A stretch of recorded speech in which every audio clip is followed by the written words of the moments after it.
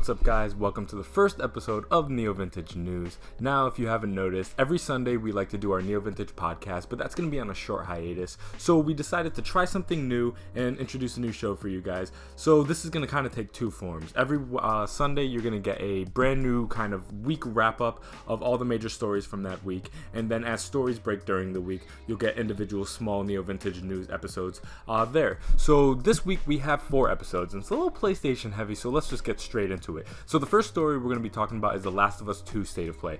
This past Wednesday, May 27th, a new State of Play all around The Last of Us 2 was released, and we got about 20 minutes of information and gameplay surrounding the game pretty much. They showed us that this takes place years after the original. It's going through many different settings and climates, more of an emphasis on exploration. There's new enemies, there's factions, there's deeper combat, bigger worlds.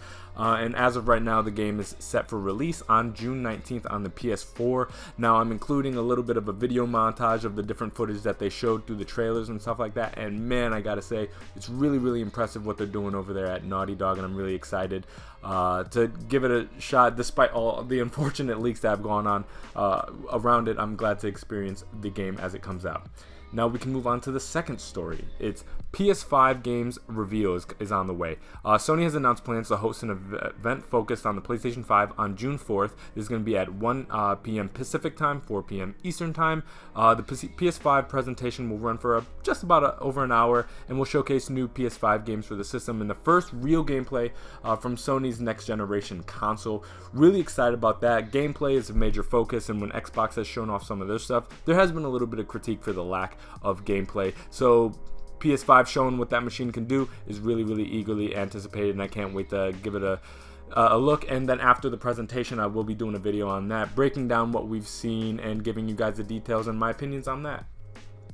The third story, we have Kojima on Death Stranding. So Hideo Kojima was featured in an interview published today by the Japanese website LiveDoor. This interview was done around the end of March. As usual, Kojima-san went over a great many topics, though eventually he was circled back to his most recent game, Death Stranding, and discussed its success. Now let's get into the little statement that he has that I will be including down below.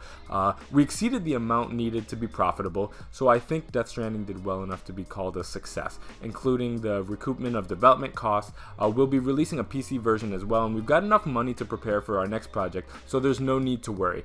Now, there was also kind of an additive to this story, and the fact that the interview followed upon his reply, and Kojima revealed that a big project in the studio is working on had actually been canceled. So we got a lot of interesting kind of like behind the scenes information there. It is good that they're not operating on a loss, judging by Death Stranding. When you make a video game, at the very least, you want to make sure that it makes its money back. So the fact that they've recouped all those costs and they can move forward into profit and then kind of reinvest that into the next project is actually a really good position for Kojima to be in, especially the fact that he's kind of operating with a new studio, and you really want to hit the ground running in a profitable manner, and you don't want to really be losing too much money on early projects like that when you're launching your own studio. And it is kind of interesting that a project's been canceled. Don't know really what that means. Honestly, that can mean anything from it didn't turn out the way he wanted it to turn off, and kind of like it's early kind of testing. Who knows, maybe it could be a situation where he's kind of pivoting his focus towards something else, maybe movies. God knows what it could be. Kojima's a very versatile artist, and I'm excited to see what he does. The last story we have for this week is Google Stadia overpromised on its tech, says Take-Two CEO. So Take-Two CEO Strauss Zelnick says that the Google Stadia had overpromised on its technology, and it didn't seem to expand the market like he had hoped. In a talk with the Bernstein Annual Strategic Decisions Conference, Zelnick explained why the company had supported the release of streaming, and he doesn't sound positive on the platform so far. Now, of course, I'm going to be linking all the stories down below where I'm quoting from, so you can read the stories for yourself and give a shout out to all the people who wrote these stories. Now, let's just get into the small statement that we have from Strauss Zelnick. He says, streaming technology is upon us, he said. The launch of the Stadia has been slow. I think there was some overpromising on what the technology could deliver and some consumer disappointment as a result.